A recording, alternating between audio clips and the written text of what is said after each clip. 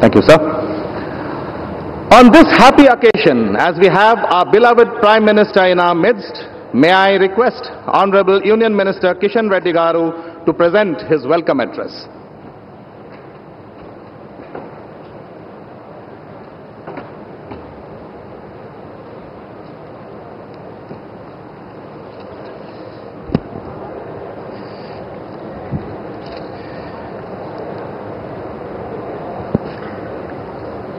గౌరవ భారత ప్రధానమంత్రి మనందరి ప్రియతమ నేత నరేంద్ర మోడీ గారికి నేను తెలంగాణ ప్రజానీకం తరఫున హృదయపూర్వకమైనటువంటి స్వాగతం పలుకుతా ఉన్నాను. అదేవిధంగా తెలంగాణ రాష్ట్ర గవర్నర్ రెస్పెక్టెడ్ శ్రీమతి తమిళసై సౌందరరాజన్ జీ, తెలంగాణ రాష్ట్ర ముఖ్యమంత్రి గౌరవనీయులు శ్రీ రేవంత్ రెడ్డి గారు, ఆదిలాబాద్ ఎంపీ స్వయం బాబురావు గారు, స్థానిక ఎమ్మెల్యే పాయల శంకర్ గారు, ఈ కార్యక్రమానికి హాజరైనటువంటి ప్రజాప్రతినిధులు, వివిధ రంగాల ప్రముఖులు, అదేవిధంగా మీడియా మిత్రులు అందరికీ హృదయపూర్వకమైనటువంటి స్వాగతం పలుకుతా ఉన్నాను. ఈరోజు ప్రధానమంత్రి గారి చేతుల మీదుగా జాతీయ రహదారులు, అదేవిధంగా మరి ఇతర విద్యుత్కు సంబంధించినటువంటి ప్రాజెక్టులు ప్రారంభించుకోవడము చాలా సంతోషం. 490 కోట్లతో ఆదిలాబాద్ బేలా మధ్య నేషనల్ హైవే 32 కిలోమీటర్ల పొడవైనటువంటి హైవే ప్రాజెక్టుకు, అదేవిధంగా హైదరాబాద్ భూపాలపట్నం నేషనల్ హైవే 163 శంకుస్థాపన చేసుకోబోతున్నాం.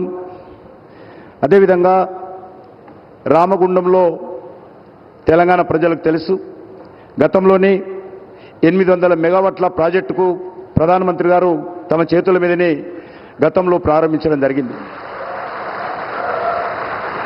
ఈరోజు మరొక యూనిట్, మరొక 800 మెగావాట్ల థర్మల్ విద్యుత్ ప్రాజెక్ట్ సంబంధించినటువంటి పనులన్నీ పూర్తయిపోయినాయి. ఈరోజు ప్రజలకు డెడికేట్ చేయడం కోసము ప్రధానమంత్రి గారు స్వయంగా రావడము చాలా సంతోషం. అదేవిధంగా అంబారి, ఆదిలాబాద్, పింపాలకుట్టి రైల్వే లైన్ కూడా ఎలక్ట్రిఫికేషన్ పూర్తయిపోయింది. దాన్ని కూడా ఈరోజు డెడికేట్ చేస్తూ ఉన్నారు. ఈ రకంగా మరి మనకందరికీ తెలుసు, గత लास्ट 10 इयर्स आदरणीय प्रधानमंत्री नरेंद्र मोदी जी के नेतृत्व में तेलंगाना विकास के लिए अलग अलग प्रोजेक्ट्स 10 साल में 10 लाख करोड़ रुपए तेलंगाना विकास के लिए खर्च किया है और 2014 तक तेलंगाना में ओनली 2500 किलोमीटर्स का नेशनल हाईवे थे. आज इस 10 साल में डबल किया है नेशनल हाईवेज और 2500 किलोमीटर्स का नेशनल हाईवेज अभी कंस्ट्रक्शन में है. ऐसा ही अलग अलग प्रोजेक्ट्स इसी रामगुंडम में एक यूरिया प्रोजेक्ट्स स्वयं प्रधानमंत्री नरेंद्र मोदी जी स्वयं आकर शंकुस्थापन फाउंडेशन स्टोन दिया है. उसके बाद आदरणीय प्रधानमंत्री करकमल के द्वारा उस प्रोजेक्ट में पूरा कंप्लीट करके डेडिकेशन किया है. आज यूरिया प्रोजेक्ट मैन्युफैक्चरिंग चल रहे हैं, तेलंगाना किसानों को बहुत फायदा हो रहा है. वैसा ही वरंगल में रेल मैन्युफैक्चरिंग यूनिट आदरणीय प्रधानमंत्री जी उसका भी फाउंडेशन किया है. अभी कंस्ट्रक्शन एक्टिविटी स्पीड पे चल रही है. उस रेलवे मैन्युफैक्चरिंग यूनिट में वरंगल में रेल इंजन से लेके वैगन्स तक मैन्युफैक्चरिंग करने का रेल डिपार्टमेंट ने निर्णय किया है. मैं उसका भी लगभग 3000 से ज्यादा लोग उस वरंगल में एम्प्लॉयमेंट जनरेशन होगा. वैसा ही एमएमटीएस सेकंड फेज प्रोजेक्ट आदरणीय प्रधानमंत्री लास्ट विजिट में उसका भी जो परेड ग्राउंड से फर्स्ट फेज उद्घाटन किया है, जो बचे हैं सेकंड फेज में उसका भी आज उद्घाटन करने वाला है. वैसा ही तेलंगाना में लगभग 30,000 करोड़ से ज्यादा रेलवे प्रोजेक्ट्स का उद्घाटन किया है।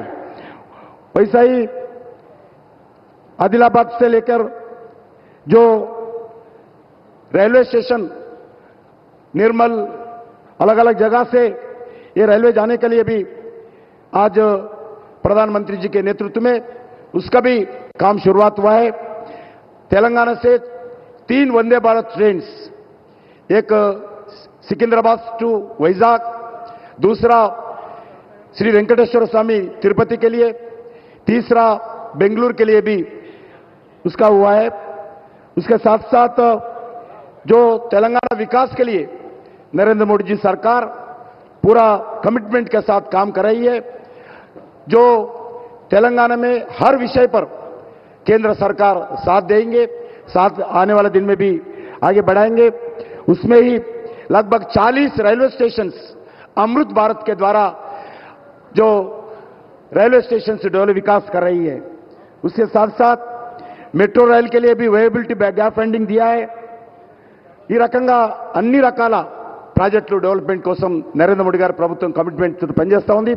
11 సాగునీటి ప్రాజెక్టులు ఏవైతే నిధుల కొరత కారణంగా ఆగిపోయినటువంటి 11 సాగునీటి ప్రాజెక్టులను కూడా పూర్తి చేయడం కోసము కేంద్ర ప్రభుత్వం నిధులు అందించిన విషయాన్ని ఈ సందర్భంగా మనవిచేస్తూ మరొకసారి నేను ప్రధానమంత్రి నరేంద్ర మోడీ గారికి తెలంగాణ ప్రజానీకం తరఫున హృదయపూర్వకమైనటువంటి స్వాగతం పలుకుతూ ఈ తెలంగాణ అభివృద్ధి కోసం కేంద్ర ప్రభుత్వము ఖచ్చితంగా అన్ని రకాలుగా సహకారం అందిస్తుంది।